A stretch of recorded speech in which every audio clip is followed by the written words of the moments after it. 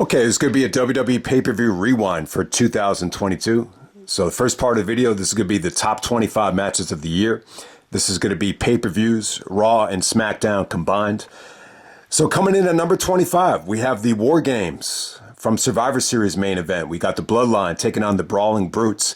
Yeah, so, I think the best part about this match was the ending. I think when Roman came out, he totally changed the atmosphere. I think the booking of Sami Zayn and the stuff he did with Kevin Owens and, just keeping Sami Zayn on good terms with the Bloodline was definitely, good long-term storytelling. I think if someone like Vince Russo tried to book this thing, it probably would have been a little bit too over the top and went the other way. So I think that's the most positive thing about it is the Sami Zayn stuff. But yeah, still a good match. That's number 25. And number 24, we got Matt Riddle taking on Damian Priest. This is a Raw main event from September 26th from Edmonton, Alberta. Yeah, good stuff here. This felt like good versus evil. I thought this made Riddle out to be a monster babyface. Probably the best thing that Damian Priest was involved in all year. I just thought, for a Raw main event, the crowd was actually quite good. And, Edge actually makes his triumphant return to Canada. And, he sets up the I Quit match with Finn Balor. So, yeah, not the first time a Canadian hero has, gotten a standing ovation in Edmonton.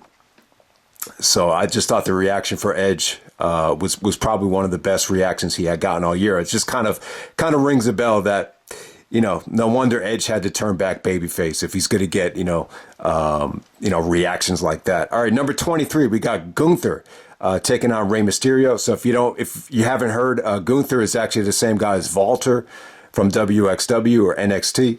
So he's taking on Rey Mysterio here. This is the main event from November 4th on Smackdown.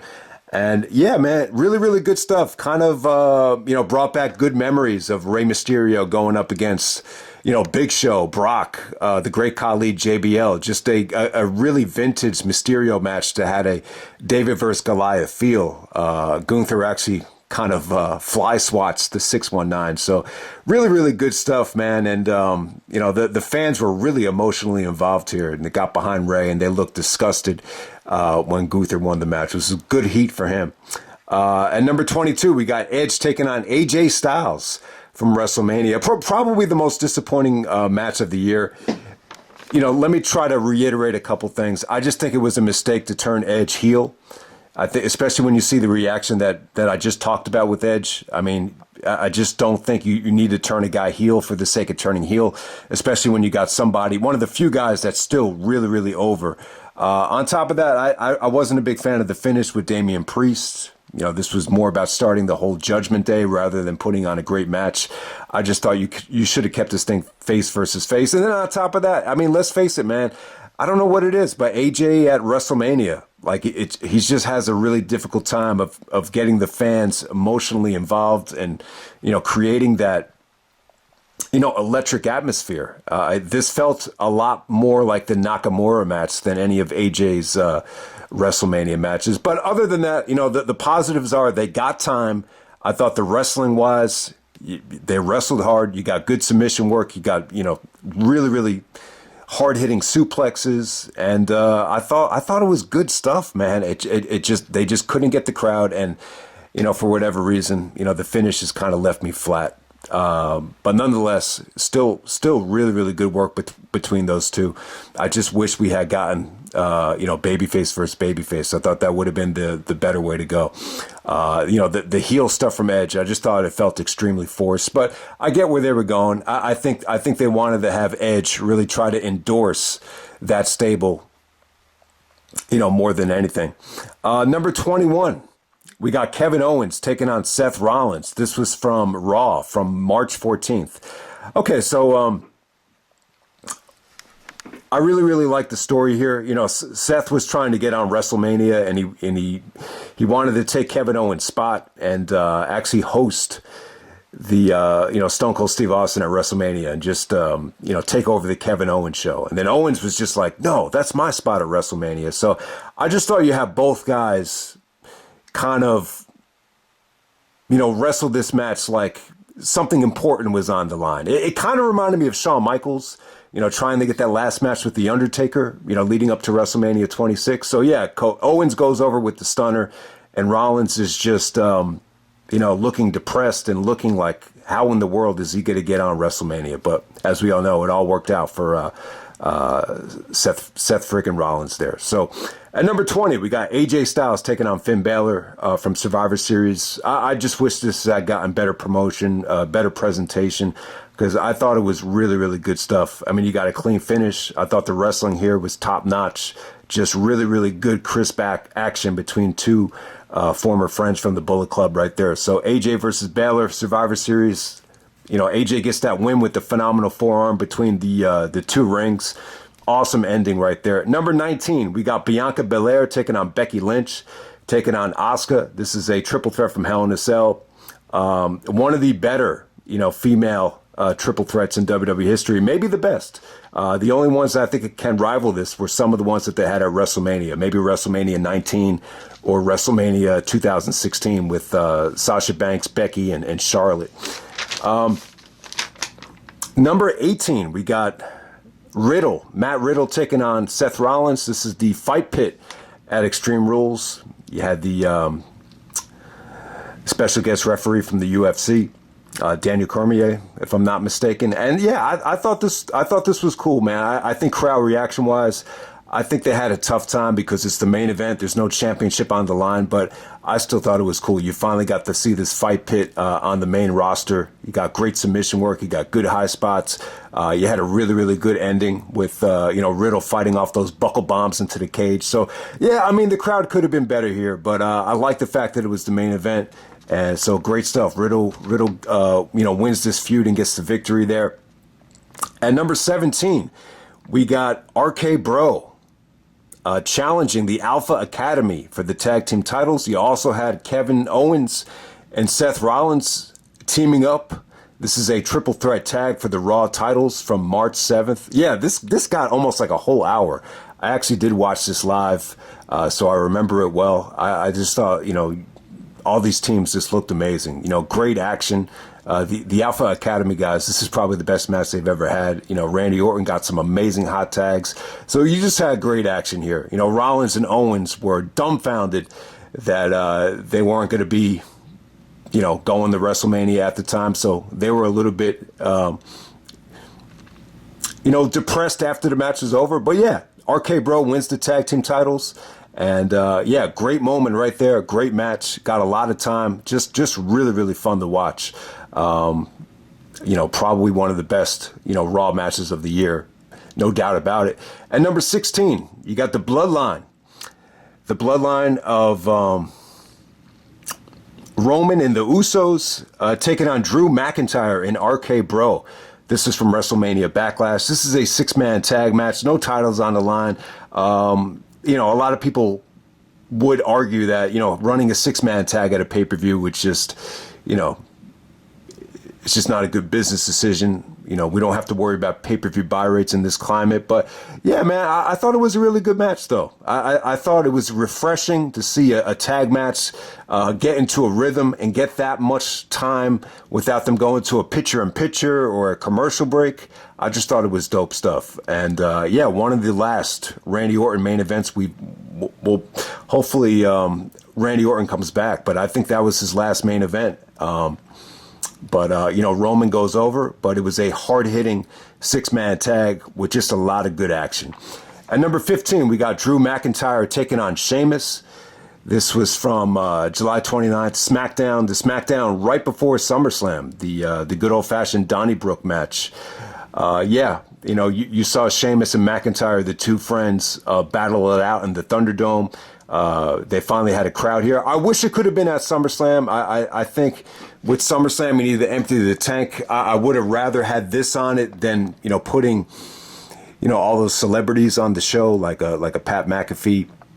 Obviously, people love Logan Paul, but I just wish, I just feel with SummerSlam, with the amount of time these pay-per-views are able to get, I would have liked for this to have gotten on that show. But at the same time, you want to argue, if you put it on SmackDown, you could just, give this thing over a half hour and just let them deliver. It was violent. It was vicious.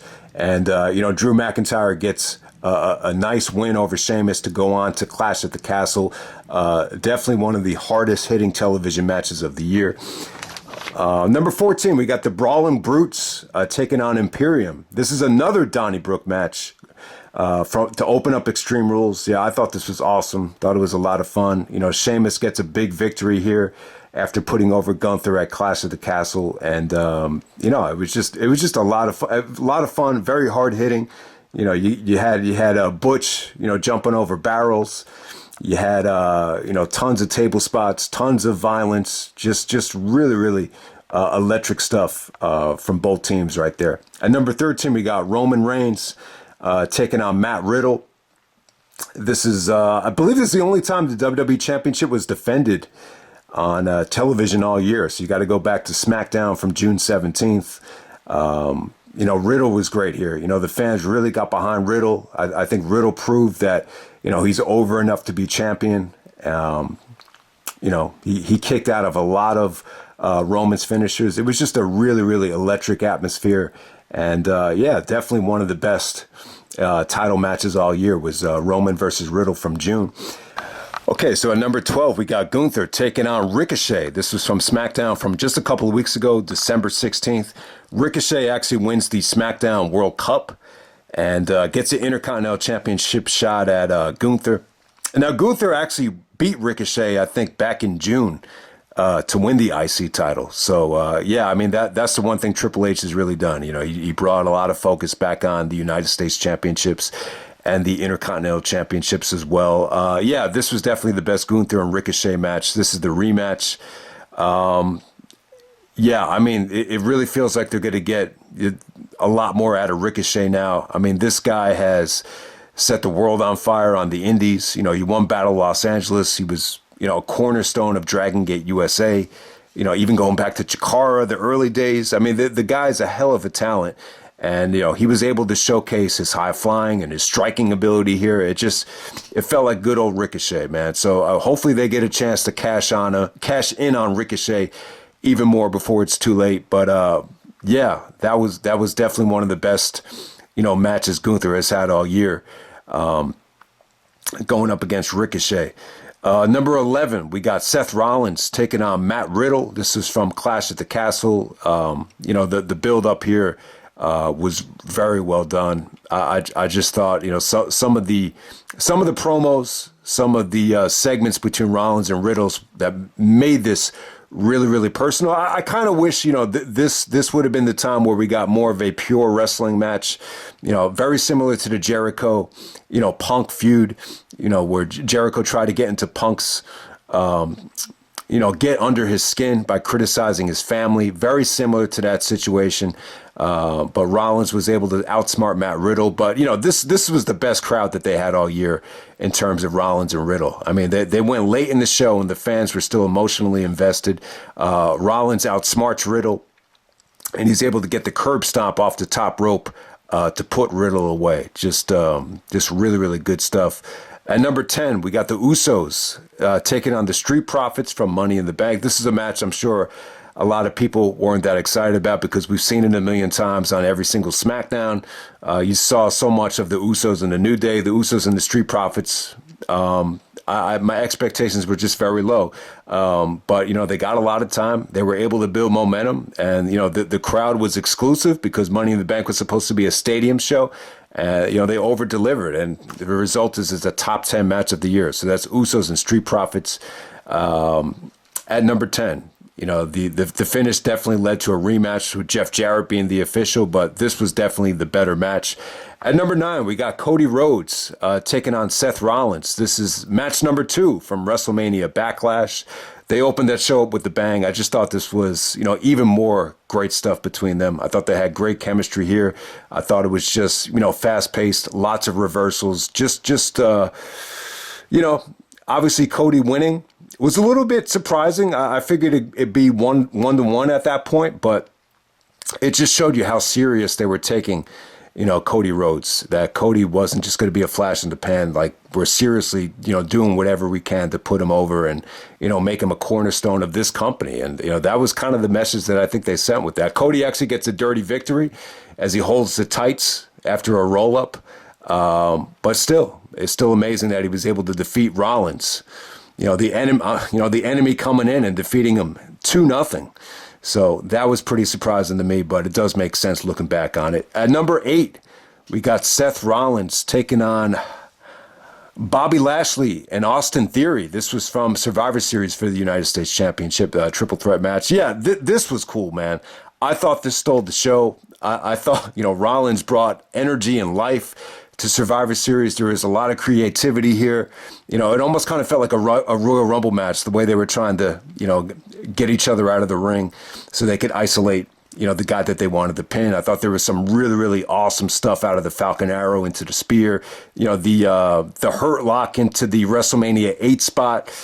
And Seth breaks it up with the frog splash. That was awesome. I mean, this was just sweet, sweet stuff. Theory wrestled a smart match, but at the same time, I thought he showed a lot, and I thought you could actually take him a little bit more serious now. Obviously they took the Money in the Bank away from him, but I think, him winning the United States Championship here was almost a message that, even though, Papa Vince is gone, we still believe in you, and you could still be, a valuable piece of this company. Number 7, we have the Gunther and Sheamus rematch. This was from Smackdown from October 7th. Yeah, really, really, really weird stuff here. I think it was Gunther who actually taps. He actually taps twice, but that female referee, her name's not coming to me, but she kind of calls it off and ignores it. So the thing, I don't know, I was just thinking, does the official rule have to be you have to tap 3 times? I don't know. Because the tap actually did hit the mat. It was only 2 times, but she kind of waved it off. So that was interesting there. But yeah, another really, really good match between Gunther and Sheamus. Obviously not as mind-blowing as the Clash in the Castle match, but yeah, it was definitely one of the best, probably the best television match of the year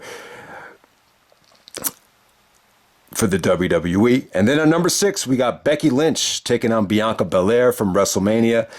They won early on in the show. I think at the time, people were a little bit skeptical of the way they booked this, even going back to SummerSlam, but they delivered in a big way. Both girls have amazing chemistry. The match from SummerSlam is really, really good as well, but I think at WrestleMania, Bianca was able to, duplicate the exact same magic and the exact same atmosphere, that she had with Sasha Banks a year earlier. So definitely the best women's match that the WWE has had all year. At number 5, we got Roman Reigns taking on Brock Lesnar. This is the last man standing match from SummerSlam. So I think a lot of people were, pissed off that they were doing Roman and Brock again at SummerSlam. Even I was just like, man, this is overkill. And I'll tell you what, I won't be surprised if they do it again. I really won't at WrestleMania. I mean, right now, my prediction would be Roman versus Cody, but I would not rule out them doing Roman and Brock again. But Vince isn't there anymore, so I doubt it would happen, but you never know. But yeah, this was cool though, man. I mean, they gave you something different. That's what you wanted to see. How are they going to make this different? How are they going to make this unique? Brock went back to Judgment Day 2003. Instead of a forklift, it was the tractor, the bulldozer, whatever you want to call it. And man, I mean, I think it really elevated SummerSlam. I was not excited about it. I wasn't happy that they rushed the show in July. But goddamn, that was friggin' awesome. With Roman actually falling out of the ring after Brock picked up the ring. And, even the stuff that they did with Heyman and the Usos and Theory, it was just very, very well done. I mean, they gave you something memorable. I think that's all we wanted, was something different, something memorable, and they gave it to us. If you want to say that was match of the year, not going to argue with you. Number 4, we got Cody taking on Seth Rollins. This is the 3rd match in the trilogy. This is the Hell in a Cell. Obviously, Cody got hurt leading up to this thing. But, give Cody a lot of credit. He fought through the injury. I thought it was great for the business. I thought it was great, for everybody to see how much passion, a lot of these guys have for the business. And, I think that's what Cody proved there, how passionate he is, how tough he is. The thing that hurts me is I just know a lot of people that still think wrestling is, have negative things to say about wrestling. Even some of my family members, I've gotten a lot of shit over the past from certain family members. The thing that hurts me the most is I know they're never going to be able to see this match, but if they were in Cody's position and had to go out there and perform at that level, they would shit their pants. So they'll never really appreciate, the amount of fortitude and effort that Cody had to show here. But for everybody that follows the business and all the feedback that Cody got, it was definitely a great moment for him. He was able to showcase his toughness. Because being in the Hell in a Cell, he still has a lot to prove. Cody has never won the championship yet. He's coming over, and this was a huge match.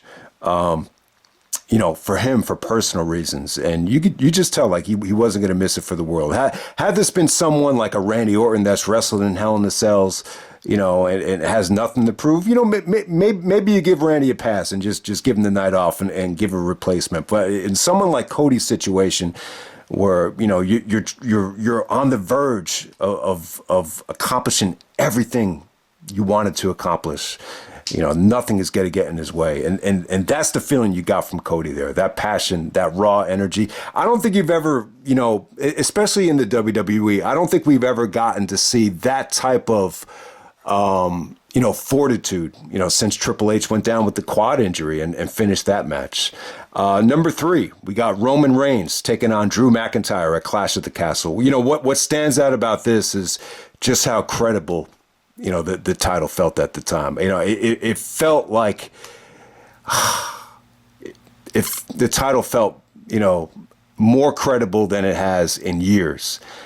That's what you take away from that match. Great atmosphere. It really did feel like, Drew has to walk out as champion. It almost sounded like an RVD Cena, one night stand, feel to it, where, this crowd is so behind the guy on his home turf that, you just couldn't see him losing. I thought there was a chance that Drew might take it. There was a couple moments that really got me. So, I don't think the match has a ton of replay value. It's very long. I don't think it's their best work together.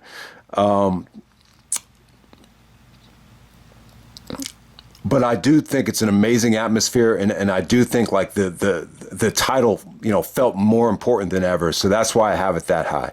So that's Roman and Drew McIntyre from Clash at the Castle. And in some ways, I think Drew is more proud of this match than his WrestleMania match against Brock when there were no fans there. That just feels like, I don't know. I just, you just wish that Drew had gotten, a better moment there. But, it was what it was at that time. So,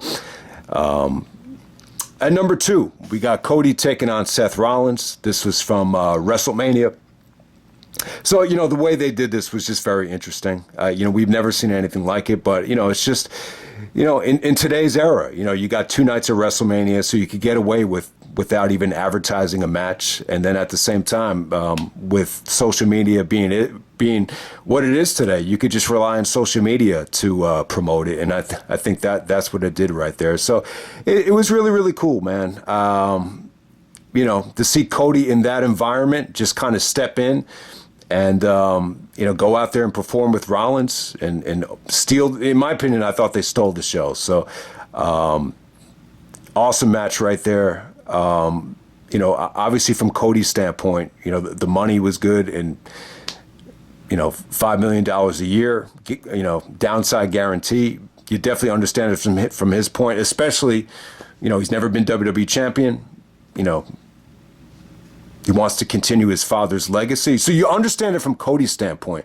But from WWE standpoint, I was a little surprised that they offered Cody that much money.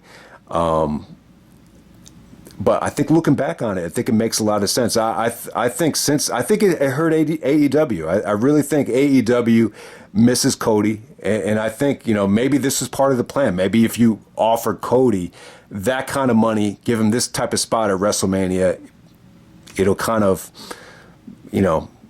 make guys jealous. And a lot of people, I remember, I think a lot of people thought Punk's comments on WrestleMania reeked of jealousy. So that's definitely a possibility. Maybe that was part of the game plan looking back on it. But honestly, I think they see Cody as a valuable commodity. I think the company definitely needs Cody. I think it was a big loss that he went down so soon. But no matter how you look at it, I think WrestleMania was definitely a success. Maybe not in terms of wrestling, but in terms of entertainment value, star power, atmosphere. I definitely delivered, and that was definitely the highlight of that show. And then at number one, we got Gunther taking on Sheamus. This was from Clash at the Castle.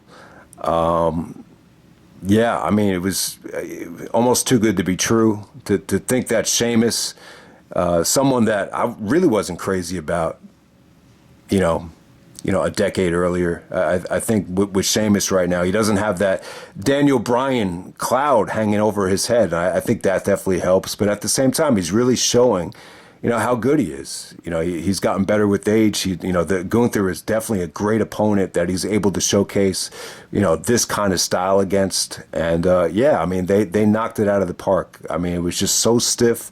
The atmosphere was incredible. The match that Walter had against Dragunov during the pandemic when there was no crowd, that was just, we've never seen anything like that, in the WWE or within the WWE parameters. Something so stiff and something so out of the box and away from the WWE style. So you always wonder, what could that have been in front of a crowd? And I don't know if it was as brutal as that match, but it came pretty damn close. It's definitely deserving of the Meltzer 5-star rating. So congratulations to those guys. I thought they rocked the house. They had the best match at the best WWE show of the year. And they delivered a home run. Incredible atmosphere, incredible kickouts, incredible execution. And the standing ovation that Sheamus got, wow. It just shows you, maybe his success was a little bit forced at first, but he earned it there, man. You're just really happy that he's I don't know how old Sheamus is, but you just really appreciate what he's able to do year in and year out, and he probably had the best year of his career. So I got Gunther and Sheamus at Clash at the Castle at number one. Okay, next up we have the 2022 pay-per-views from worst to best. All right, so worst pay-per-view of the year, it's no surprise, it's the Royal Rumble. I just think this format, it just hasn't worked in front of a live crowd. I mean, it worked in the Thunderdome, but it should be really interesting to see, how they do it this year. I think with the women, I'm more in favor of them just having younger, more athletic, girls from NXT and girls from the main roster involved. I think, what they probably need to learn from this past one is that, bringing in not even part-timers, but girls that have been out of the business and just asking them to, play a huge part in the match. It just doesn't work. And then on top of that, to actually have women like Doudrop, follow the Royal Rumble, it's just a recipe for disaster. This year, I do not think you're definitely not going to have two, championship matches on the show. So that should definitely help.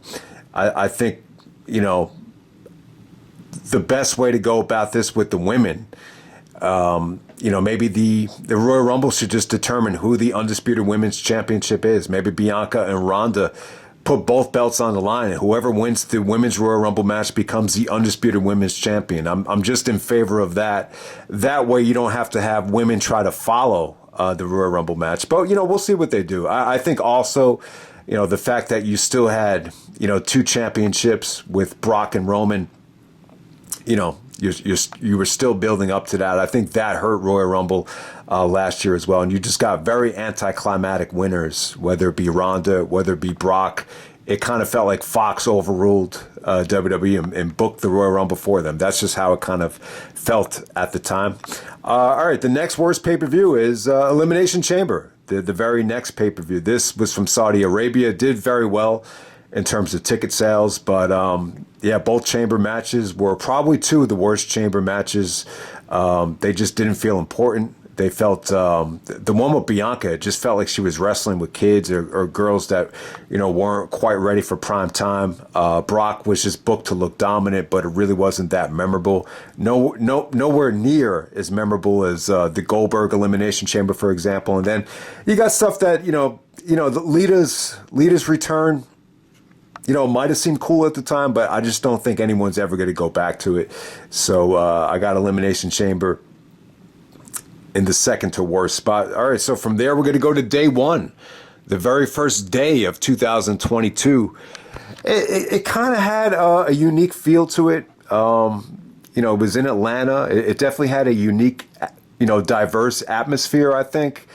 But I think Roman getting COVID-19, hurt the plans. And, maybe that hurt the Rumble, with what happened there as well. Maybe you would have gotten, certain stuff out of the way on day one. But yeah, I mean, Brock actually just being thrown into the fatal four-way to make it a fatal five-way, it just seemed kind of rushed. It felt like lazy Brock Lesnar, even though the main event actually was breathtaking to watch. It was just a little bit too short. I thought Usos and New Day was definitely a fun match, but the pay-per-view, Jeff, it just felt stale. There's just something very, very stale about the show. They actually canceled day one for this year, and I think that's the right call. I think having a pay-per-view on New Year's Day, New Year's Day is definitely a day where you want to kind of, relax and try to, rejuvenate yourself. I think building to a pay-per-view on the first day of the year, it's a little bit awkward, and I think it felt very, very unnatural.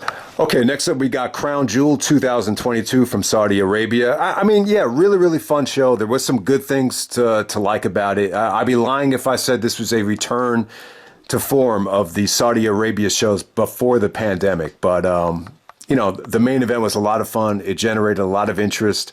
I think there's going to be a generational divide on, the actual match. I mean, some people are going to think it's match of the year. They actually gave it the main event on Raw for the best of 2022 show. So that just shows you the star power that Logan Paul has. Obviously, people want to see him, and he's a great athlete. Like, if I'd be lying if I said that he's probably not the best athlete that's ever wrestled. I mean, if you want to say he's even a better athlete than Shawn Michaels in '96, it's hard to disagree. I just didn't like some of the things that went on in the ring. Maybe I'm a little bit old school, and maybe maybe it's going to be a generational divide on how you feel about that match. But I just thought it was a little bit too overbooked. I could have done without the entourage getting involved. But, the Usos are out there. The Bloodline is out there. Roman's going up against a celebrity, so you definitely understand it. All right, so in the next spot, I'll have Money in the Bank. Yeah, Money in the Bank was kind of a letdown. They promoted this like it was going to be, a WrestleMania type of venue with the stadium. I believe T-Mobile Stadium, if I'm not mistaken. But yeah, just not a lot of star power. The Money in the Bank matches, I just think they've run their course at this point. The main event had a lot of talent in it, but they feel like they need to incorporate a monster in the match just in terms for better storytelling and to make the match more engaging. Here, I just thought it kind of took away from the match, the stuff that they did with Omos. Austin Theory winning, caused a lot of mixed feelings, a lot of controversy. He's not a likable guy, but at the same time, people didn't like John Cena and Randy Orton at first, and eventually I think everybody came around, especially on Cena. So we'll have to wait and see. But I don't know. I just felt like it was lacking in star power when you consider, what they were trying to do, leading up to the show. They promoted it a whole year in advance. So looking back on it, it was just kind of another, generic, premium live event, to put it the best. All right, so from there, gonna have to go with Hell in a Cell. So yeah, really, really good news about Hell in a Cell. It sounds like Triple H has listened to some of the criticisms, and he agrees that having a Hell in a Cell is something that you need to do if it feels right, if it feels appropriate. Now, I think they really ran into a situation here where they tried to oversell the match and tried to really oversell the hatred and the heat with the referees breaking up Cody and Seth. Maybe that's why Cody got hurt. Maybe the injury is part of the reason why they're going to take the show away. But yeah, they actually created a really nice atmosphere this year. Hell in a Cell was memorable. I think the Cody and Seth trilogy actually did call to be resolved in the Hell in a Cell match, and on top of that, Cody's performance really did make it memorable. So I mean, yeah, the middle of the show was pretty crappy. It had some highs, had some lows. You had a triple threat opener. You had a memorable Hell in a Cell match. So yeah, not a bad pay-per-view. But you're just really, really thankful that it's finally going to go away. I forgot to mention with Elimination Chamber. Yeah, I think Elimination Chamber for February, I think that's run its course as well. Especially this past year when you had, the Undisputed Championship was in the plans. I just don't think it worked there. I think Elimination Chamber should be a Survivor Series thing. I don't think it needs to be every single year for Survivor Series, but the Chamber is something else on rare occasion that you like to see. But I kind of get the feeling that they're actually okay with it in that spot.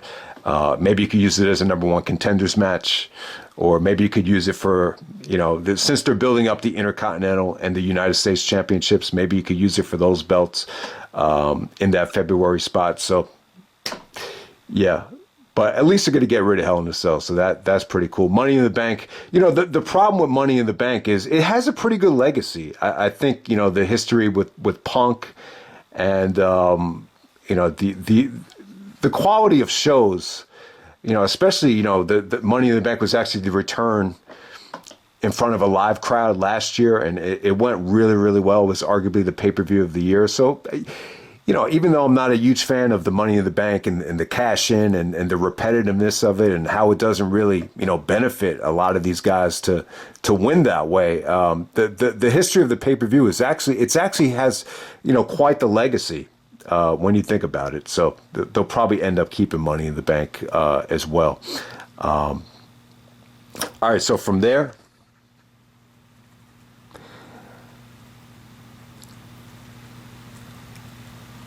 man, this is a pretty tough one.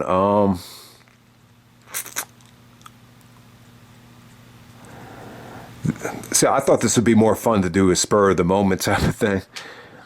But now I don't know. All right, so I'm going to go with WrestleMania 38 next, just as a whole. I know a lot of people thought Night 1 was better than Night 2. But, from a wrestling standpoint, I'm not crazy about WrestleMania 38. I don't think I'll ever go back to it. But, positives are it had some good stuff on it. It had some nice, surprise returns. Some of the matches on Night 1 were some of the best things we saw all year. I was happy for Austin and Kevin Owens.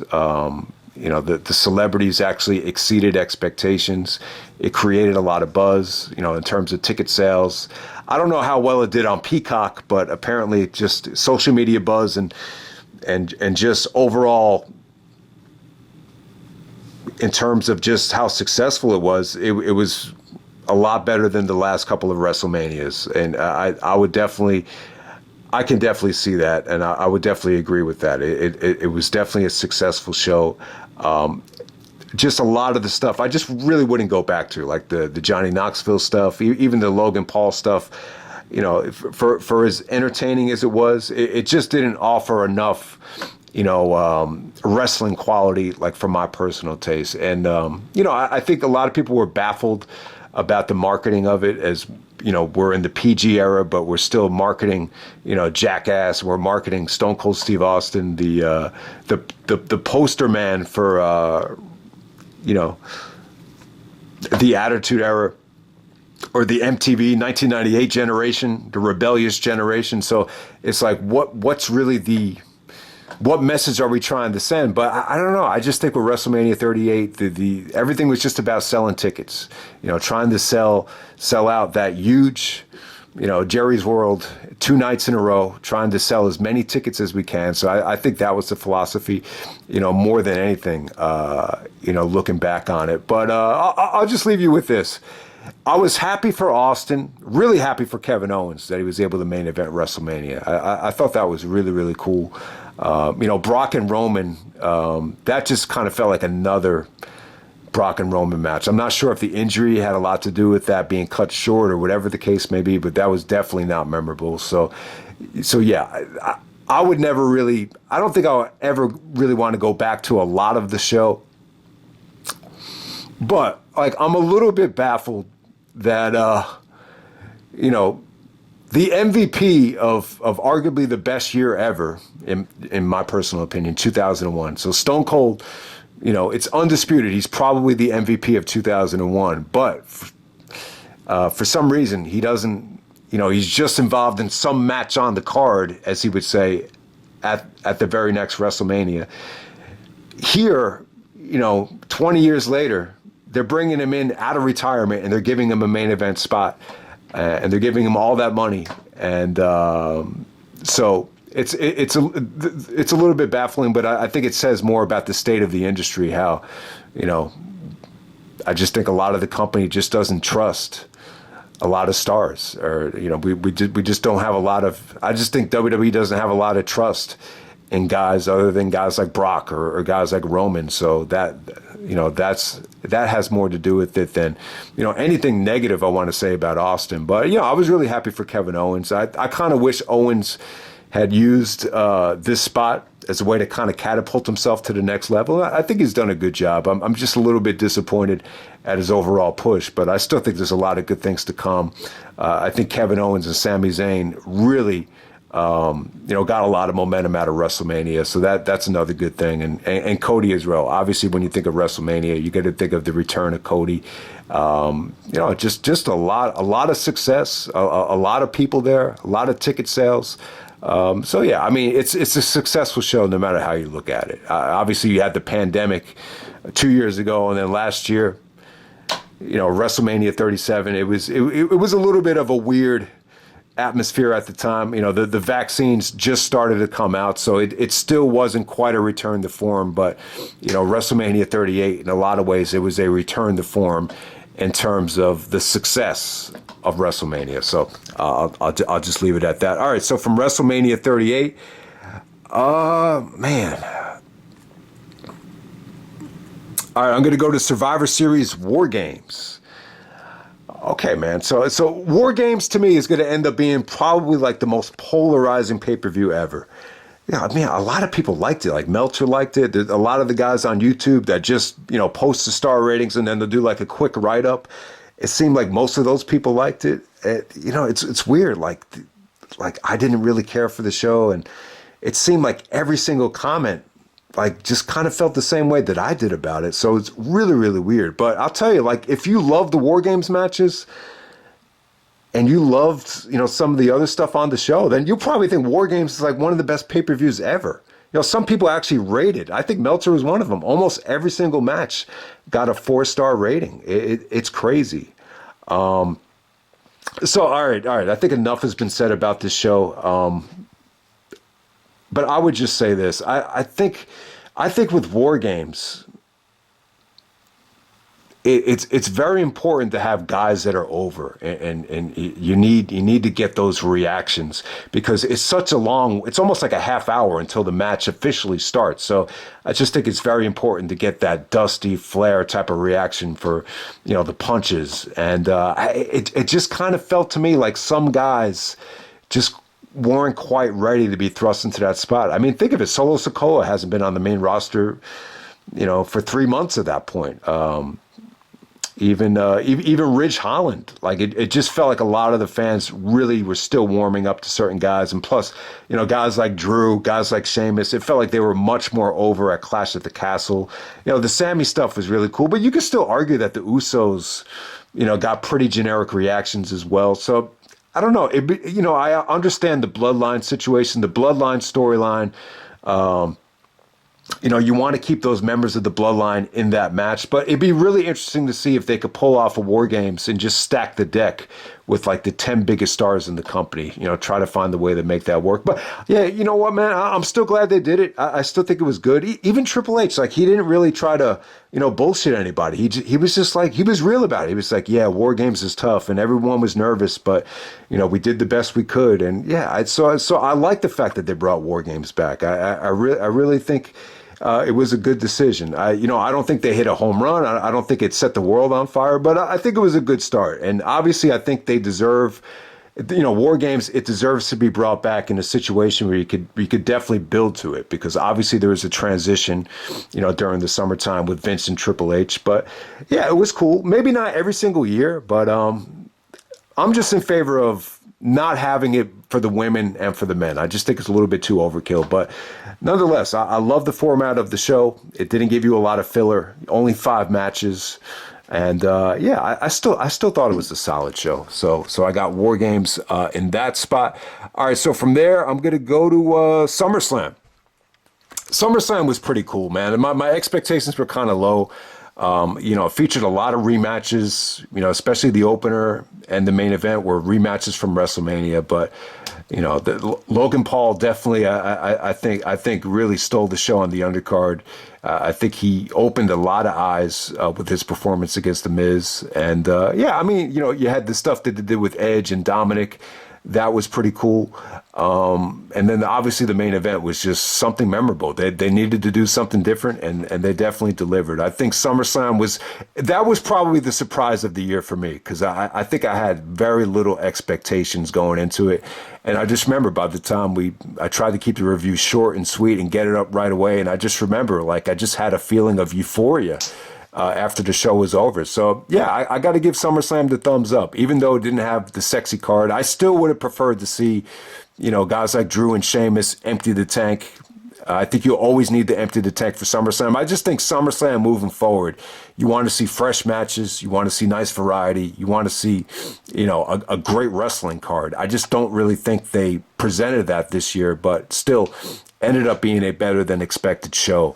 No doubt.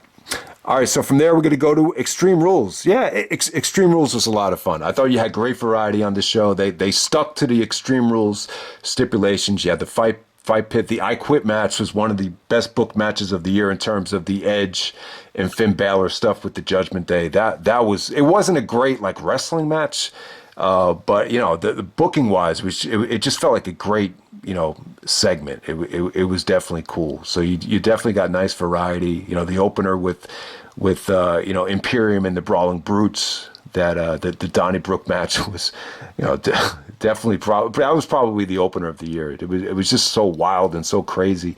So yeah, Extreme Rules was cool. And then I'm not going to say I was crazy about it, but you had the Bray Wyatt stuff at the end, which people were crazy about, and people lost their shit about Bray Wyatt's return. So it seemed to satisfy a lot of people. So yeah, man, Extreme Rules was pretty dope this year. And then, all right, so from there, we're going to go to WrestleMania Backlash. Yeah, WrestleMania Backlash was solid, man. It was a tight show. They gave you some really, really good rematches. The 6-man main event, I think a lot of people weren't crazy excited about it, but the match did deliver. And, Rated RK Bro was over as hell, and it got Drew ready for Clash of the Castle. So it was definitely cool. Plus, I think it really elevated the bloodline, too. You got Edge and AJ Styles rematch, which still didn't really give us what we wanted, but you had some nice depth with Rhea Ripley actually joining the Judgment Day. Cody and Seth opened up the show with a bang. I just thought it was a really, really good follow-up to WrestleMania. It just didn't have the kind of filler that I think WrestleMania had. So I got WrestleMania Backlash in the number 2 spot, right? Yeah, okay. And then my pay-per-view of the year, no surprise, is Clash at the Castle. Electric crowd. You got really, really good matchups that you wanted to see. You got the match of the year with Gunther going out there and just doing his thing against Sheamus. Sheamus proves, I think, everybody wrong. The funny thing about Sheamus is, he won the championship within the first, what was it, 3 or 4 months he was in the company? And, it's almost like, man, you almost want to see him win it again, finally. For so long, you associated Sheamus with one of these guys that was overpushed. Now it feels like he's underrated, and I think that's what Clash of the Castle did more than anything. It just showcased how underrated, Sheamus has become. Like I said, Drew and Roman, The title never felt as important as it did in a very long time in that match. You know, they gave you great stuff. You had the Dominic heel turn. You got Rollins and Riddle. You know, they were on their way to having a pure wrestling match. Really, really good stuff between them. So yeah, electric crowd, matches that you wanted to see. I can't emphasize it enough. Clash at the Castle was definitely a success. So that's my WWE pay-per-view of the year, which should be no surprise. No surprise at all. That's Clash at the Castle. Okay, next up is going to be the top 10 MVP candidates. Going to try to keep this nice and short because it kind of feels like the same list from the last couple of years. Maybe a little bit different in some areas, but let's get right down to it. At number 10, we're going to go with Drew McIntyre. I still think Drew has the eye of the tiger. I think the matches are good. The promos still have a lot of heat to them. I think he's one of the few guys that really has calling out Roman Reigns, you know, for being a part-time champion. I think we need more of that. We need more guys to, you know, display that sense of urgency to want to be the champion and want to be the man and to crave that top spot. And I mean, the promos just he still has like that chip on his shoulder, I think, because he got screwed during the pandemic. So I would say, you know, Drew's most underrated match of the year was the Kevin Owens match on Raw from August 15th. You know, that's when Triple H, finally got into control around that time. Him and Owens had an awesome segment. And, Owens basically buried him, but McIntyre came right back out. You know, their match kind of had a no finish, but it was really, really good. That's a really underrated match. And, I just think that the Clash at the Castle match really illustrated how important the championship was. And I really felt like, you know, that was going to be Drew's moment, but it just was not to be. So, yeah, still good stuff from Drew. I got him at number 10. I just feel like we haven't seen a lot of them. You know, I just feel like we haven't seen him consistently like we did a couple of years ago, but still good enough to be the number 10 spot. At number 9, we got AJ Styles.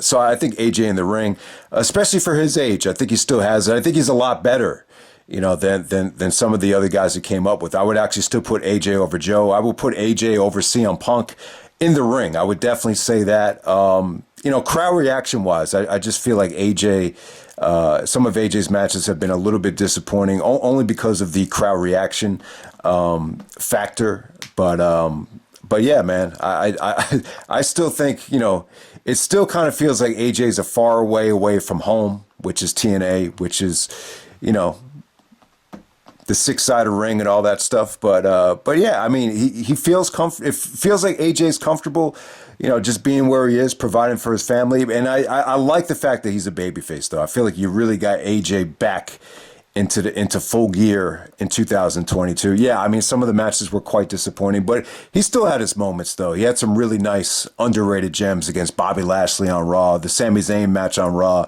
was really good as well. And, you know, the work that he did with Edge was really, really good stuff. I just think it didn't really click, with a WrestleMania-like, you know, audience the way I think, you know, we would have hoped for. But we're going to move on to number 8. We got Sheamus. Sheamus definitely had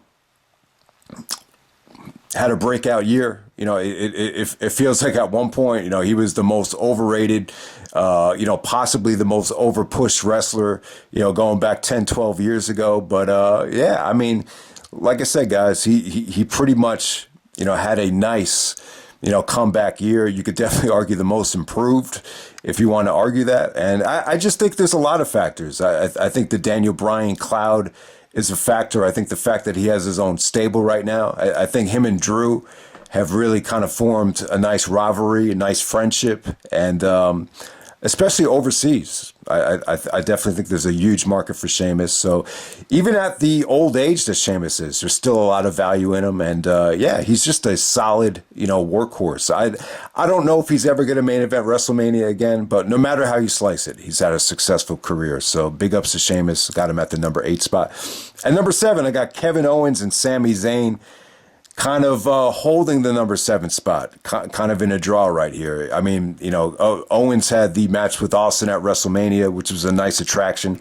And then Sammy had the Jackass match with Johnny Knoxville, which I mean, I wasn't a huge fan of the celebrity involvement with WrestleMania, but I definitely think it exceeded expectations. I think it was definitely a nice, little side attraction. And Sammy played his role. He really did. I mean, they've gotten a lot out of Sammy from a character standpoint this year. We all know he's a great wrestler. When he was El Generico in Ring of Honor, he was just as good as anybody. You could always count on him to deliver in the ring. But now we've really, dug deep and have gotten a lot out of him. It's just scary to think, like, how good would Sammy have been if he was allowed to, be unmasked in Ring of Honor and really able to show how much charisma he really had. He's pretty much got like the same level of charisma as Kevin Owens, maybe even higher.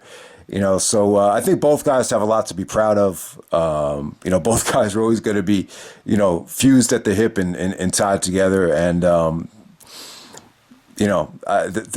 obviously Owens, I don't know if he's ever going to, peak the way he did back in like 2015, 2016 when he was feuding with Cena. But I mean, it's just year after year, Owens is just a solid workhorse, and you haven't seen him, really fall off that cliff in terms of getting back out of shape. He's been able to maintain his physique, and Sammy is just on the verge of just exploding. The bloodline thing, you kind of see where it's going, but at the same time, there's a nice little authenticity about, Sammy's association with the bloodline, but it should be fun to see how it plays out. It really should be interesting to see, how soon they pull the trigger on it. I don't see Sammy facing Roman at WrestleMania. I think that feels a little bit too soon. If anything, I could see Sammy and Kevin reuniting to take on the Usos. I think that's what I want to see. I think the Usos deserve a very nicely promoted, WrestleMania spot, and that might be the way to go. I think you could do the turn and not necessarily have Sammy, jump into the title picture right away. So we'll definitely see what happens. It should be really interesting to see how it plays out. At number 6, I got Bianca Belair. Not a lot to say about her, but she is an awesome athlete, great attitude. I just hope that, the professional wrestling business doesn't, corrupt her or anything like that. I mean, she just has a really nice, positive attitude, and you just like to see her maintain it for as long as we can and just keep her healthy, because she's just an incredible asset to the WWE. I mean, it's as simple as that. There's really not a lot of negative things you could say about her. At number 5, I got the Usos. Obviously the WWE Tag Team of the Year, the Undisputed Tag Team Champions.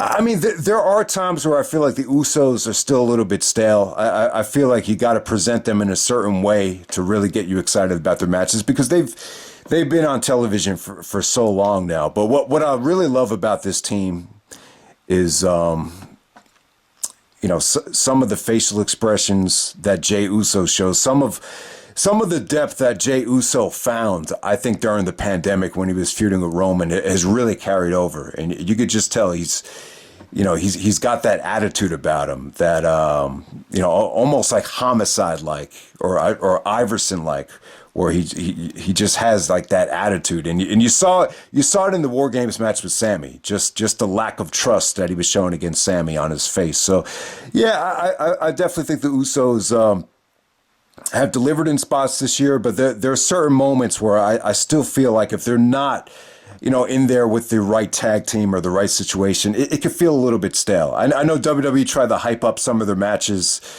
with RK Bro and the New Day, and I just kind of felt like they were a little bit overrated. But obviously the best tag team of the year, and certain situations they did over deliver, like the Street Profits at Money in the Bank. So I definitely think they're deserving of the number 5 spot. At number 4, I'm going to go with Gunther, aka Walter from WXW. Really bringing prestige to the Intercontinental Championship. I think his transition to the main roster has definitely went very well. Hopefully we keep using him. And I mean, he's just been involved in some really, really good stories and some great moments on Smackdown. He's got an incredible stiff style. And yeah, this is someone that you'd still want to pay money to see. You almost get the feeling like you could present him like he's a Drago, and you can still get a lot of heat just by being in the ring and just by being that monster. So yeah, just there's just a ton of stuff to look forward to with Gunther this year. Hopefully they could just use him more on the pay-per-views. I just feel like they don't, they don't consistently have him on the big shows. Like he was definitely needed at a show like SummerSlam and shows like Survivor Series. So we just want to see a lot more of him in big time matches. But yeah, like he's been the diamond in the rough on SmackDown in terms of television matches. The matches against Ricochet, Rey Mysterio. They had a really good match against Nakamura. For Nakamura standards in today's climate, it wasn't bad. But yeah, definitely a lot to look forward to from this guy. Number 3, we're going to go with Matt Riddle. Yeah, I mean, so yeah, Matt Riddle to me was like the obvious choice to win the Royal Rumble, but obviously they went with the Undisputed Championship situation at WrestleMania. So the only way to do that was to have Brock win the Royal Rumble. So you definitely understand it if you wanted to, promote that for WrestleMania. But yeah, Matt Riddle. I still love the guy. I think he's unique. I think he's someone that, people will want to watch even if they don't like WWE. I just think he's a great athlete. He's got a great look. I think he's different. He has that RVD factor. And even more so, I feel like he has, like if you push his buttons, I feel like he has the ability to showcase even more emotion than a guy like RVD. And I think he did show that this year. And I think he did deliver in big spots with whether it be Rated RK Bro or in the fight pit with Seth Rollins. I really enjoyed his work for this year, no doubt about it. So I got Riddle at number 3. At number 2, I got Roman Reigns. Obviously, he's the champion. Kind of took more of a part-time approach this year, and I think that's definitely hurt. Also, to kind of nitpick, I do feel like there are times when I do look at Roman in the ring, and I feel like he could do a better job of, presenting himself with ring attire. I do feel like he's not quite in the shape that he was in during the pandemic. So that's definitely a factor. But, the bottom line is everybody's kind of come around on Roman Reigns. When he main evented WrestleMania against The Undertaker, it was forced as hell, and I think everybody could see through it. Now it's a little bit different. You're even getting guys like CM Punk to come around on Roman and just admitting that it's working. But to me, it's been a team effort. I think changing the theme song, having Paul Heyman associated, I think Sammy has helped. I think the Usos have helped. I think the presentation has definitely helped. And, being a heel is always a perfect recipe for, cleaning up a lot of things. And, the title, I think more than anything, the title does seem important. And, I'll give Roman credit. There's times where he seems nonchalant and just wants to relax, but I think he's doing a good job of picking his spots in terms of when to show emotion and when to illustrate, how important of a situation it is if he really needs to turn up the volume. So, yeah, there's still a lot to like about Roman. So I got him in the number 2 spot, and then at number 1 I got Seth freaking Rollins. Seth Rollins. How many times has Seth won the MVP? In 2015, I think that was the first year where you really could have argued it. I think it was a toss-up between him and Cena. But man, how many years has he won it since then? I've lost count. But I'm going to say Seth Rollins is the MVP. The entrance, the character. Look at Survivor Series. He was the most over guy the whole night. He brought life and energy to the show, which was severely lacking at the time, until Seth Rollins came out at Survivor Series. When Seth turned babyface, I think it was in 2019. I think he had a tough time and he started getting booed. He had that situation with Hell in a Cell with Bray Wyatt where he gave Vince the death stare after Vince was actually wrong about how to book the actual match right there. And I just felt like he fumbled that face turn. Now I think he's in a situation now. He doesn't have to worry about Vince. I think he's more confident now. He has the experience, and I think he's going to really pull this off, where he could actually turn babyface and embrace all this popularity and not water himself down. So Match quality wise, he's been awesome. I think to me, I think the feud of the year in the WWE was the trilogy with Cody. Obviously this trilogy wasn't as good as FTR and the Briscoes, which was a great trilogy. But give Cody and Seth credit. I thought the trilogy delivered. I think more than anything, Rollins is a student of the game. I think he watched Triple H back in the day, put over Batista 3 consecutive times. And then Batista did the same thing for Cena. It's just like a chain. It's a team effort, and I think he's smart enough to realize that losing to a guy like Cody is not going to hurt him at all. And I don't think it has hurt Seth in the least that he lost to Cody 3 straight times. So. And I mean the Seth and Cody stuff. It was really cool, especially when you factor in how much Dusty had to do with helping Seth out when he was making his way up in the business. So it was a really cool trilogy. And obviously the stuff that he did with Riddle, I thought that was really, really good as well. So, yeah, I mean, he's just been awesome. So he's United States champion. He's definitely brought in a lot more credibility to the U.S. title. So I got to say, Seth Rollins is my MVP. I think he's unappreciated. I really do. I really think just a lot of people forget about how good he is because he's always in the spotlight. He's always on Raw. He hasn't really missed that much time, since he came back from the injury. And I don't know. I just feel like a lot of people take him for granted. I mean, I think mic skills wise in the ring, he covers all the bases. He's also really, really good. Doing interviews. He was actually on the Michael Kay show. Michael Kay is actually the voice of the Yankees. He has his own show on ESPN, and Seth was actually on the show, and he was taken aback by just how, articulate Seth was, how handsome he was. I never really, Seth Rollins never really struck me as a handsome guy, but obviously, he said that, and he came off very articulate, and I mean He's just become a very well-rounded professional wrestler, and for some reason, I just think a lot of people, because he's been in WWE so long, it feels like it's almost kind of underrated him in terms of just him being respected as a worker. So I got Seth Rollins at number 1, and we move on from there. Just some random awards. To wrap this up, and then we'll end it with the Vince McMahon stuff. So, just random awards right here. Raw of the Year. I'm going to go with the August 15th Raw. On that show, you had Drew McIntyre taking on Kevin Owens, which was a great segment. Then they had a great match, which the Usos actually ruined, but it was still good stuff. AJ actually had, a really good face-versus-face match with Bobby Lashley. I believe they actually closed the show with Theory and Dolph Ziggler. So, I mean, I think that Raw really exemplifies how, Triple H was really just making an effort to kind of pick things up a notch. Smackdown of the Year, it's really tough to say. There's been some really, really good Smackdown matches with Gunther as of late, but obviously the one with Roman defending the belt against Matt Riddle, that's really the only time the championship was defended on television all year. It felt like a big deal. It was in June, right at the end of the NBA Finals. So I'll give it June 17th Smackdown featuring the Roman versus Riddle match.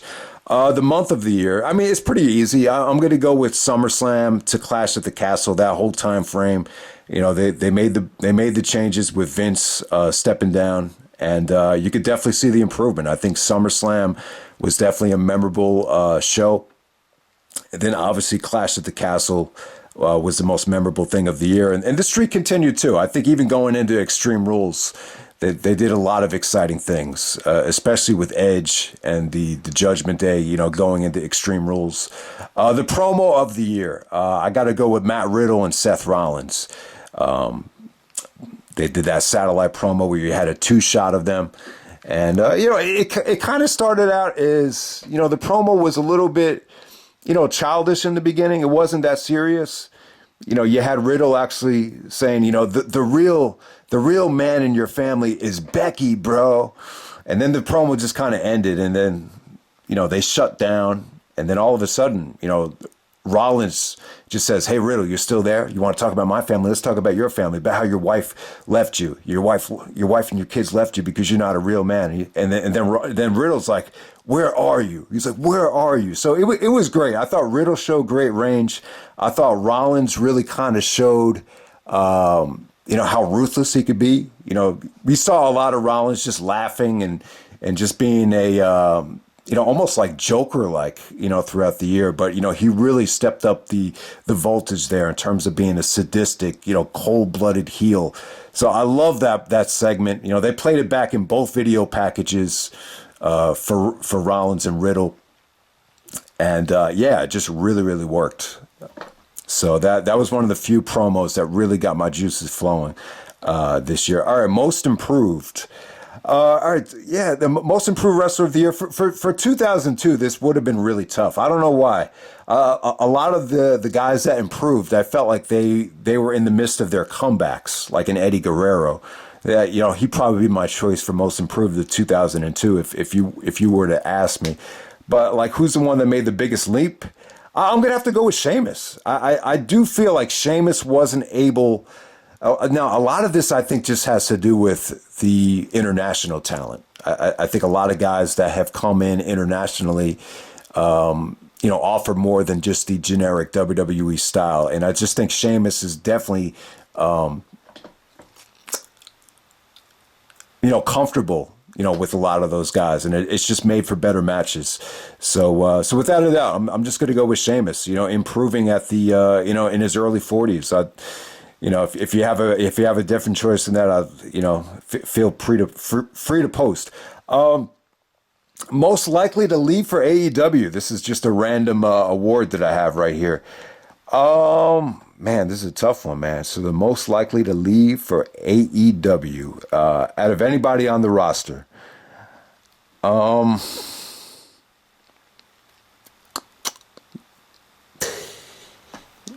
Let me try to think.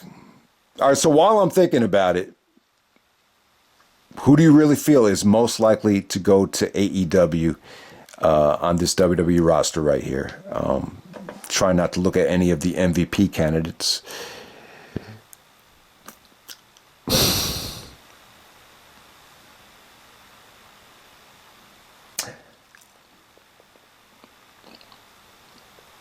I hate to say it, I think it's going to be AJ. Probably not anytime soon, but I would say eventually down the road. I think I could definitely see AJ just signing with AEW after the contract expires. I just think it's more of a natural fit, but it's probably not going to happen anytime soon. I think most likely to come back to the WWE. I'm going to say it's going to be CM Punk. Who does the WWE need to get more out of? I'm going to go Ricochet. I think Ricochet is someone that, brings life, brings energy, brings excitement to the premium live events. I mean, look at Money in the Bank 2021. If you take him out of that Money in the Bank ladder match, it's not nearly as captivating. And, a lot of people love that match and love that show. And I think Ricochet had a lot to do with it. And you just look at him now, giving him these, he won the World Cup, he challenged Gunther for the Intercontinental Championship. And yeah, I just don't know. I don't know why this guy hasn't been in the spotlight more. I mean, he has everything. He has the look, he has the athleticism, he's got the wrestling skills, he's got the resume. He's a former Bola winner. He came from Chikara. I mean, is there anything this guy can't do? I just don't know. So I'm going to say Ricochet. But at the same time, I think they need to get a lot more out of a guy like Sami Zayn. They've established Sami as this over-the-top character, but we all know he can wrestle. But there's very few. But other than the Owens matches, there's been very few times where Sami's been allowed to really, empty the tank at a pay-per-view in a one-on-one situation. But I think the Jackass stuff was definitely a step in the right direction. It showed you that he's a team player, that he's multidimensional, that he's versatile, and he's willing to do the comedy. But now I think they need to really showcase him in more of a serious light, and hopefully the Bloodline stuff will eventually lead to that. And it's a lot of exciting things to look forward to in terms of Sami Zayn. But, Ricochet would definitely be my pick. I think Gunther's another one that, for as good as these SmackDown matches have been, I mean, this is a guy you need to utilize, in main events, not just on SmackDown, but everywhere. I think he's that valuable. Okay, so I'm going to end the video with Vince McMahon. All right, so if you haven't seen it yet, I saw Vince McMahon, The 9 Lives Vice documentary. So it's a little bit of a mix of new stuff and old stuff. There's some really nice interviews that are new featuring Vince Russo. And I got to say, Russo was great. I thought he was really engaging. He made a lot of sense. And I do think there really is kind of a, looking back on it, there really is like a lot of good memories of Vince Russo booking and Vince actually filtering him out when, the pressure was on. There's a lot to like about that time looking back on it, especially after watching this. So you have Vince Russo, you have Meltzer. Meltzer was really good, really articulate, Brian Alvarez, and you had a lot of other journalists as well. It came off great. So what they did was they kind of mixed, those sound bites in with a lot of the dark side of the ring stuff, from the Benoit stuff to the Montreal Screwjob, the slap heard around the world. When they had that 2020 guy, asking if his wrestling fake. I think his name was Schultz. He just smacked him upside the head. So yeah, I mean, obviously the steroid trial, they talked about that. It was a nice mix. I mean, really, really slick from Vice's part to kind of combine everything into one. But you really learn a lot about Vince's upbringing that, I totally didn't know about with, him having a stepfather, living in a trailer park, getting molested, and then they talk about him taking over his dad's business, because he had pancreatic cancer. And if it wasn't for that, Vince probably would have never gotten the chance to take over WWE. And he started out as a commentator, and then they talked about the territory and how he, was trying to buy all these territories out of to takes a lot of the talent away from the territory. So it was really good. It kind of puts everything into context. The negative part of it is there's just a lot of stuff with the female referee and the oral sex. That part of it was kind of tough to listen to. The tanning salon stuff. So yeah, I mean, over the years, Meltzer even stated, there were certain sexual allegations that came out over the last year where Meltzer even said, how is Vince going to overcome this? And he didn't. And Russo even said, Vince being silent is just a sign that, he's guilty. So yeah, I mean, it is what it is with Vince and the sexuality stuff. The lesson you learn from it is when you have that much money and that much power, money makes things go away. But, it just seems like there was just a lot of these sexual allegations, and it just got to the point where he was forced to step down. And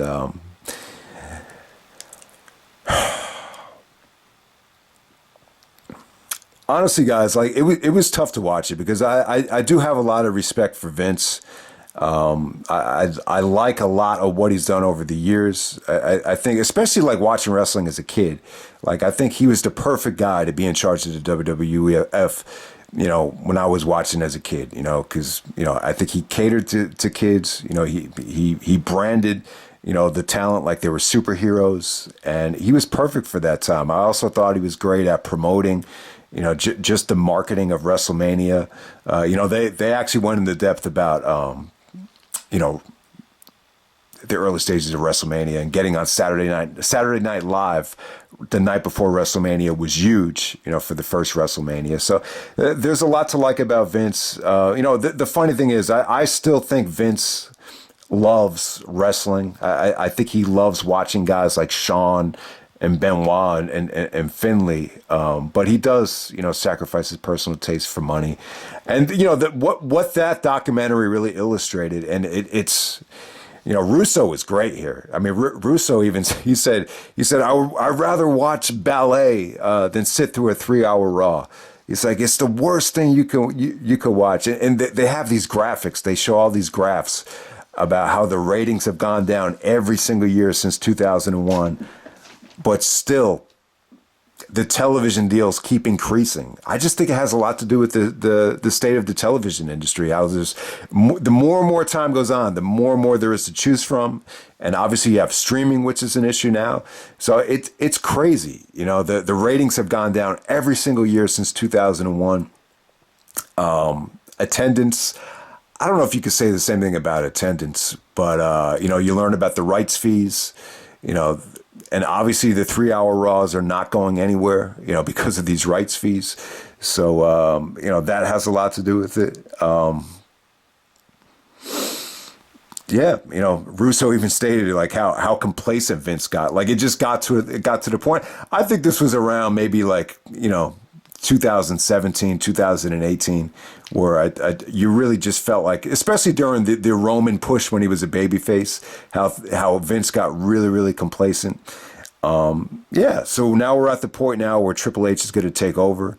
And I think it's great. You know, obviously, I think some people are going to point out, oh, you know, it's still really not going to be that great. You still have NBC, you still have Fox. You know, WWE still has these monster television deals.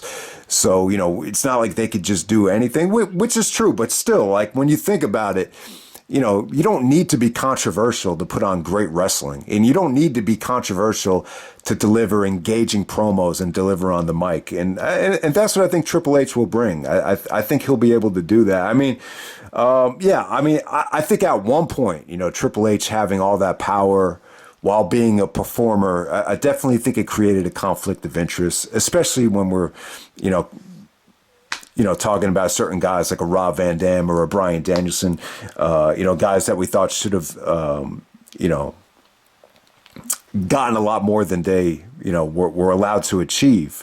I definitely think it was a problem when Triple H was a talent. But, you know, nowadays, like, wouldn't you want somebody in that spot that has sucked it up and was able to persevere through injuries and was able to deliver in the ring and went through wars and knows what it's like to cut a great promo and to sell a pay-per-view and you know, someone that knows the ins and outs and that loves the business. So, yeah, I mean, I think it's great. I thought Triple H's press conference at War Games was really, really good stuff. You know, he didn't sugarcoat anything. I thought he was honest.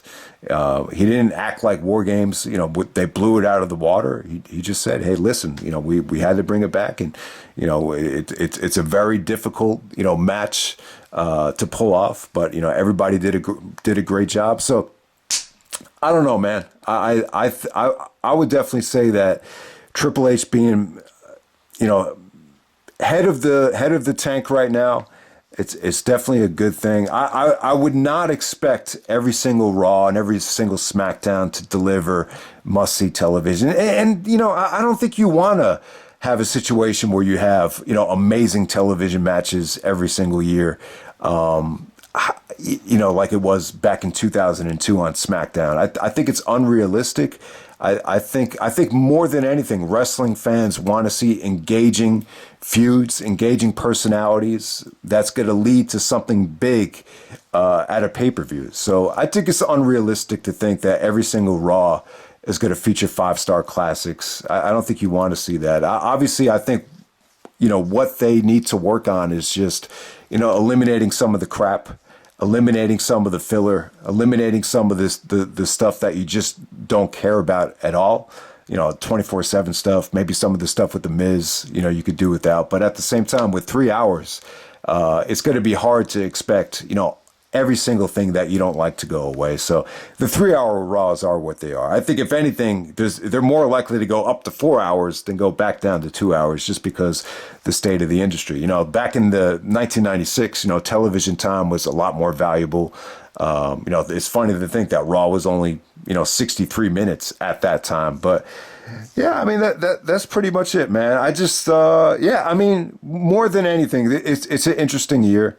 I'm glad that Vince is, you know, stepping down. He's had a great life. You know, he's had a great run. I don't think you want a 77-year-old man that doesn't sleep running, the biggest professional wrestling company in the world. So hopefully he just puts his feet up and just enjoys himself. Just take the rest of your life off and just enjoy it, man. And let Triple H run the show, man. I think there's a lot to look forward to. I think you could even tell, like, just by looking at the pay-per-views, some of the worst stuff was at the beginning of the year. And obviously, going in the War Games, there was a ton of excitement. And, the pay-per-views, it just felt like they picked up with the creativity and the risk-taking, just immediately since Triple H took it over. So, yeah, I just think there's, for the first time in a long time, I feel like there's a lot to look forward to with this main roster right here. And, yeah, so that leaves us with tomorrow night. We got John Cena actually returning to Smackdown to team up with Kevin Owens. So, yeah, it's funny. Like, this will be the first year that Cena did not have a match for a full calendar year.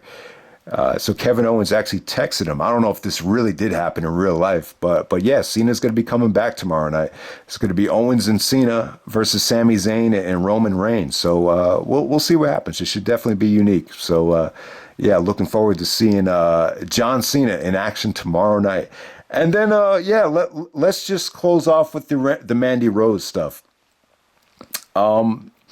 It's an interesting story, and it's funny how no one gave a fuck about her in NXT, but now that the situation happened with her getting fired, it seemed like everybody had an opinion about it. So yeah, I definitely think she has a incredible physique. She's someone that I think people would pay to see in a sexually explicit nature, obviously. So she was actually on a site called Fans Only, and I guess she was using it to make money on the side, and there were some sexually explicit pictures. I didn't see exactly what it was, but it kind of opens the box of, are the talents in the WWE, are they big enough to go on their own and just make money just by monetizing and doing certain things? So yeah, I think it does kind of raise that question.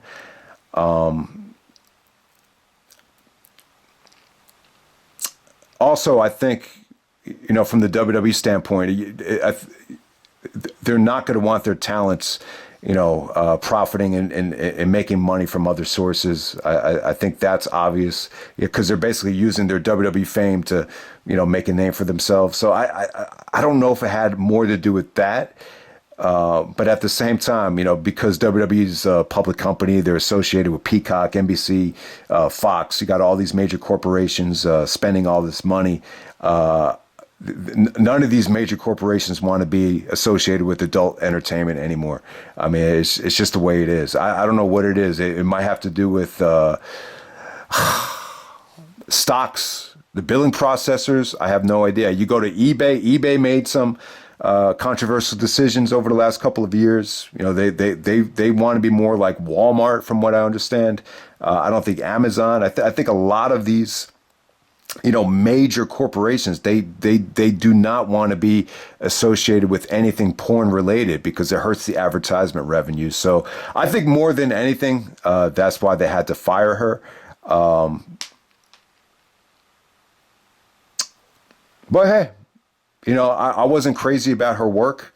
I understand that she was definitely getting better in the ring. But hey, I kind of feel the same way that Jay-Z felt, with this industry right here, the adult entertainment industry. I kind of feel like right now, the way Jay-Z felt about the drug industry, in 80, on Money Cash shows. He had a line where he said, now I rap now, fast money done slowed up. So basically referencing, around the time where he used to sell crack and cocaine and drugs, that eventually that slowed up. And I kind of feel the same way. I think the adult entertainment industry, I just don't think there's a lot of money in it right now.